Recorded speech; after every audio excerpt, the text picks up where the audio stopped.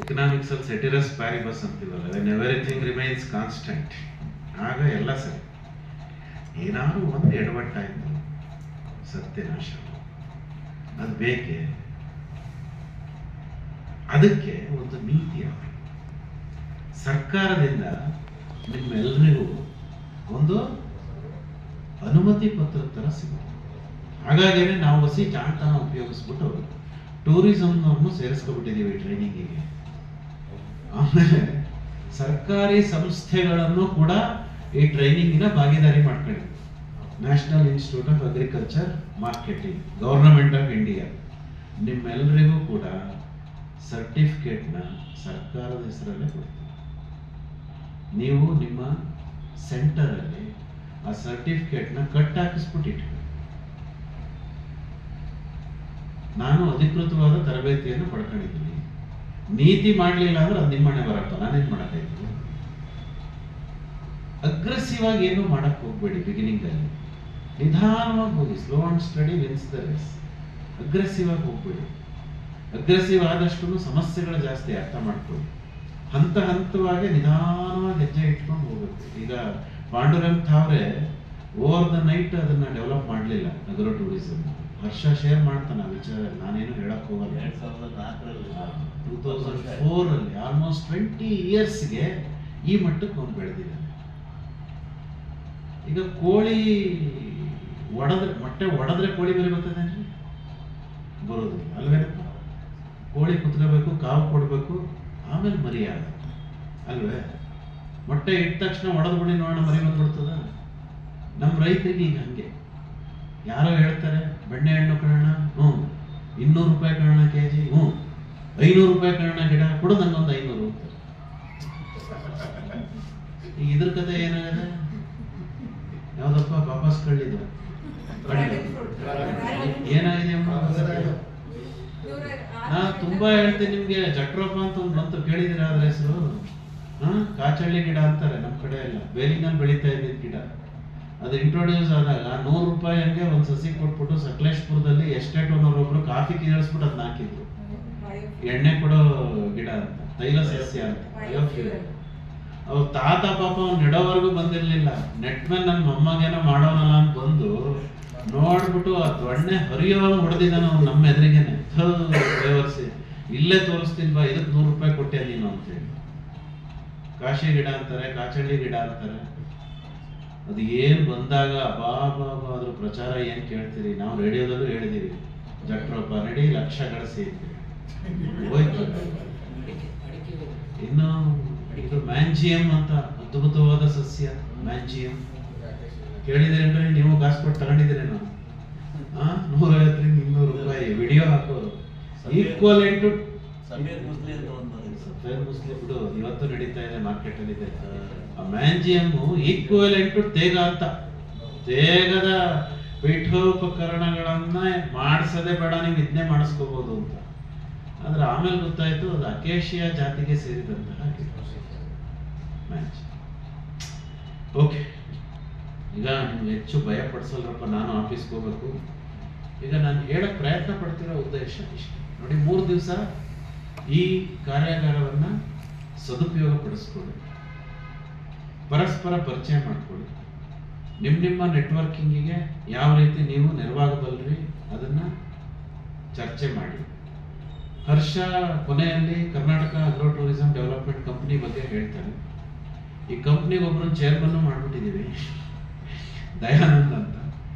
ಮತ್ತೆ ನಮ್ಮ ನವೀನ್ ಅವರು, ನೀನು ಟೆಕ್ನಿಕಲ್ ಡೈರೆಕ್ಟರ್ ಏನಪ್ಪ, ವೆರಿ ಗುಡ್ ನವೀನ್ ಅಂತ ಜೋರಾಗಿ ಚಪ್ಪಾಳೆ ಹೊಡಿರಪ್ಪ. ಅವ್ರದ್ದೇ ನೆಕ್ಸ್ಟ್ ಸೆಷನ್ ಇದೆ. ಓಕೆ, ಈಗ ಒಂದು ಹೆಜ್ಜೆ ನಾವು ಮುಂದಕ್ಕೆ ಇಟ್ಟಿದ್ದೀವಿ. ಮುಂದೆ ನಮ್ಮ ಕನಸಿರೋದು ಈ ಕಂಪನಿಯನ್ನ ಬೆಳೆಸಬೇಕು ಅಂತ. ಸೊ ಕೆಪಾಸಿಟಿ ಬಿಲ್ಡಿಂಗ್ ಪ್ರೋಗ್ರಾಮ್ಸ್ ನ ಮಾಡ್ತೀವಿ. ಸೊ ನನ್ನ ಕನಸಿರೋದು ಈ ವರ್ಷಕ್ಕೆ ಬರೀ 100 ಪ್ರವಾಸೋದ್ಯಮ ಕೇಂದ್ರ ಅಷ್ಟೇ, ಅದಕ್ಕಿಂತ ಜಾಸ್ತಿ ಏನ್ ಬೇಡ.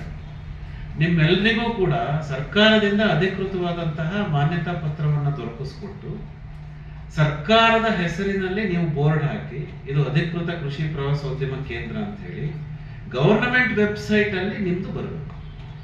ಆಗ ಎಲ್ಲ ರೀತಿಯ ಪರ್ಮಿಷನ್ಗಳನ್ನು ಕೂಡ ನೀವು ಈಸಿಯಾಗಿ ತಗೋಬಹುದು. ರೈತ ಅನ್ನೋ ಕಾರಣಕ್ಕಾಗಿ ಒಂದಷ್ಟು ಕನ್ಸೆಷನ್ಗಳನ್ನು ಕೂಡ ಪಡಿಬೋದು. ಆದರೆ ಅದು ಯಾವುದು ಬಹಳ ಸುಲಭವಾಗಿಲ್ಲ, ಮಾರ್ಕೆಟ್ ಬಹಳ ಕಷ್ಟ ಇದೆ. ಹಾಗಾಗಿ ನಾವೇನ್ ಮಾಡ್ತಾ ಇದ್ದೀವಿ, ಎಲ್ಲ ಸೆಕ್ಟರ್ಸ್ ಇಂದಲೂ ಕೂಡ ಜನರನ್ನ ಇನ್ವಾಲ್ವ್ ಮಾಡ್ತಾ ಇದ್ದೀವಿ. ಈಗ ನೋಡಿ, ಮೀಡಿಯಾ ಪರ್ಸನ್ ಇದ್ದಾರೆ ನಮ್ಮ ಜೊತೆ, ಕನ್ನಡಪ್ರಭದಂತಹ ಪ್ರಬಲವಾದ ದೈನಿಕ ವರದಿಗಾರರು, ಅವ್ರ ಸಹಾಯ ಬೇಕಾಗತ್ತೆ ನಮಗೆ. ಬಿಸ್ನೆಸ್ ಮ್ಯಾನ್ ಇದ್ದೀರಿ, ಇಂಜಿನಿಯರ್ಸ್ ಇದ್ದೀರಿ, ಡಾಕ್ಟರ್ಸ್ ಇದ್ದೀರಿ, ಪ್ರೊಫೆಷನಲ್ಸ್ ಇದ್ದೀರಿ, ಡಿಜಿಟಲ್ ಮಾರ್ಕೆಟಿಂಗ್ ಗುರುಗಳಿದ್ದೀರಿ. ಈಗ ನಿಮ್ಮ ನಿಮ್ಮ ನಿಮ್ಮ ನಿಮ್ಮ ಎಕ್ಸ್ಪರ್ಟೈಸ್ನ ಈ ಕಂಪನಿಯ ಅಭಿವೃದ್ಧಿಗೆ ನೀವು ಹಾಕಬೇಕು. ನಾಳೆ ನನಗೇನ್ ಸಿಗತ್ತೆ ಅಂತ ಯೋಚನೆ ಮಾಡಬೇಡಿ, ನೀವೆಲ್ಲ ಉದ್ಧಾರ ಆಗೋಗ್ತೀರಾ. ನಾನು ಹೇಳ್ತೀನಿ ನೋಡ್ರಣ, ನಾನು ಯಾವಾಗ್ಲೂ ಹೇಳ್ತಿರ್ತೀನಿ ಮಾತು, ಈ ಜಗತ್ನಲ್ಲಿ ಏನಾದ್ರು ಒಂದು ಭವಿಷ್ಯ ಇದೆ, ಒಂದು ಕ್ಷೇತ್ರ ಇದೆ ಅಂದ್ರೆ ಅದು ವ್ಯವಸಾಯ ಮಾತ್ರ. ಇನ್ಯಾವ ಕ್ಷೇತ್ರಕ್ಕೂ ಭವಿಷ್ಯ ಇಲ್ಲ. ನಾನು ಹೇಳ್ಬಿಡ್ತೀನಿ, ಬೇಕಾದ್ರೆ ಚಾಪಕಾಗದಲ್ಲಿ ಬೇಕಾದ್ರೂ ಬರ್ಕೊಡ್ತೀನಿ. ಈ ಕ್ಷೇತ್ರನ ಇಟ್ಕೊಂಡು ನೀವು ಏನು ಬೇಕಾದ್ರೂ ಆಟ ಆಡಬಹುದು. ಹಾಗಾಗಿ ಇದು ತುಂಬಾ ಅಭಿವೃದ್ಧಿಗೆ ಬರುವಂತಹ ಕ್ಷೇತ್ರ ಕೃಷಿ ಪ್ರವಾಸೋದ್ಯಮ. ಅದಕ್ಕೆ ನಾವು ಮಾರ್ಕೆಟಿಂಗ್ ನ ಲಿಂಕ್ ಮಾಡ್ತಾ ಇದ್ದೀವಿ. ನೇರ ಮಾರಾಟ, ಡೈರೆಕ್ಟ್ ಮಾರ್ಕೆಟಿಂಗ್. ನಿಮಗೆ ಬರುವಂತಹ ಗ್ರಾಹಕ ಅವನು ನಿಮ್ಮ ಪ್ರವಾಸೋದ್ಯಮದ ಗ್ರಾಹಕನೂ ಹೌದು, ನಿಮ್ಮ ಕೃಷಿ ಉತ್ಪನ್ನಗಳ ಗ್ರಾಹಕನೂ ಹೌದು. ಬಿಸಿನೆಸ್ಸಿನ ಒಂದು ಪ್ರಿನ್ಸಿಪಲ್ ಏನ್ ಹೇಳುತ್ತೆ, one satisfied customer will bring 100 more ಅಂತ. 100 ಜನನ್ನ ನೀವು ತೃಪ್ತಿಪಡಿಸಕ್ಕಾಗಲ್ಲ, ಒಬ್ಬನ್ ತೃಪ್ತಿಪಡಿಸಿ ಅವನ್ 100 ಜನಕ್ಕೆ ಹೇಳ್ತಾನೆ, ನಾನ್ ಚೆನ್ನಾಗಿತ್ತು ಕಣಯ್ಯ, ನೀನು ಹೋಗಿರು ಅಂತ. ಹಾಗೆ ಆ ತರಹದ ಗ್ರಾಹಕರನ್ನ ಸೃಷ್ಟಿ ಮಾಡಿ ನಿಮ್ಮ ವ್ಯವಸಾಯಕ್ಕೆ ಒಂದು ನೆಲೆಗಟ್ಟನ್ನ ಕಟ್ಟಿಕೊಟ್ಟು ನಿಮ್ಮ ಭವಿಷ್ಯವನ್ನ ಸದೃಢಗೊಳಿಸುವಂತಹ ಆಲೋಚನೆಯಲ್ಲಿ ಹುಟ್ಟಿರೋದು Karnataka agro tourism development company. ಅಯ್ಯೋ, ಈ ನನ್ನ ಮಕ್ಕಳು ತರಬೇತಿ ಮಾಡಿ ನಮ್ಮ ತಾವು ಕಾಸು ಕೀಳಕ್ಕೆ ಏನಾದ್ರು ಪ್ಲಾನ್ ಮಾಡ್ತಿದಾರ ಅಂತ ದಯಮಾಡಿ ಭಾವಿಸ್ಬೇಡಿ. ಇಷ್ಟ ಇಲ್ಲ ಅಂದ್ರೆ ಸೇರ್ಕೊಳ್ಳೇಬೇಡಿ. ಇಲ್ಲಿ ಬೇಕಾಗಿರೋದು ಏನು ಅಂದ್ರೆ ಬದ್ಧತೆ ಅಷ್ಟೇ. ಅಂದ್ರೆ ಕಮಿಟ್ಮೆಂಟ್ ಇರಬೇಕು. ಯಾರಿಗೂ ಕೂಡ ಅವ್ರ ಬಿಗಿನಿಂಗ್ ಅಲ್ಲಿ ದುಡ್ಡು ಕೊಡಿ ಅಂತ ಕೇಳಲ್ಲ. ನೀವೆಲ್ಲ ಶೇರ್ದಾರ ಆದ್ರೆ ಸಾಕು. ನಿಮ್ಮ ನಿಮ್ಮ ಪ್ರವಾಸೋದ್ಯಮನ ಶುರು ಮಾಡಿ ಇವತ್ತಿಂದಲೇ. ಈ 3 ದಿವಸ ತರಬೇತಿ ಮುಗಿದ ಮೇಲೆ 4ನೇ ದಿವಸ ಈ ಸರ್ಟಿಫಿಕೇಟ್ ಇಟ್ಕೊಂಡು ನಿಮ್ ಕೈ ಏನಾಗುತ್ತೋ ಅದನ್ನ ನಿಮ್ ಜಮೀನಲ್ಲಿ ಮಾಡ್ಕೊಂಡು ಶುರು ಮಾಡ್ಬಿಡಿ. 1 ವರ್ಷ ನಡೀಲಿ. ಇದು ಕೆಪಾಸಿಟಿ ಬಿಲ್ಡಿಂಗ್ ಪ್ರೋಗ್ರಾಮ್ಸ್ ನಡೆಯುತ್ತೆ. ಸೊ ನಾವು ನಿಯಾಮು ಮ್ಯಾನೇಜ್ ಅಂತ ಸಂಸ್ಥೆಗಳು ಇದಕ್ಕೆ ಬೇಕಾದಂತಹ ತಾತ್ವಿಕವಾದ ಒಪ್ಪಿಗೆಗಳನ್ನು ದೊರಕಿಸ್ಕೊಡೋ ಪ್ರಯತ್ನವನ್ನ ಮಾಡ್ತೀವಿ. ನಿಮ್ಮ ಜೊತೆ ನಾವು ಇರ್ತೀವಿ. ಸೊ 1 ವರ್ಷ ಎಳೆಯೋಣ ಬಂಡಿ ಅಲ್ವೇ?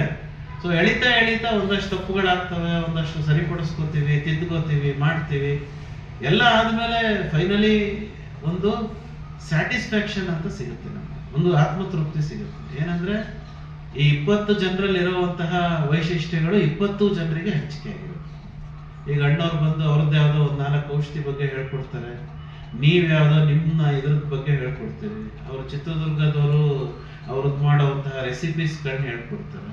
ಅದಕ್ಕಿಂತ ಇನ್ನೇನಿರ್ಬೇಕು ಜೀವನದಲ್ಲಿ? ನಾವು ಪ್ರವಾಸೋದ್ಯಮ ಕೇಂದ್ರ ಕಟ್ಟೊಂದು 50,000 ರೂಪಾಯಿ ಸಂಪಾದನೆ ಮಾಡೋಣ, ತಪ್ಪೇನಿಲ್ಲ. ವೀಕೆಂಡ್ಸ್ ಅಲ್ಲಿ ಅವ್ರು ಬಂದ್ರು ಸಾಕು, ನಮ್ಮ ಜಮೀನಲ್ಲಿ ಇದ್ರು ಸಾಕು. ನನಗೆ ಎಲ್ಲೋ ಒಂದು ಒಂಟಿತನ ಅನ್ನೋದು ಹೋಗುತ್ತಾ?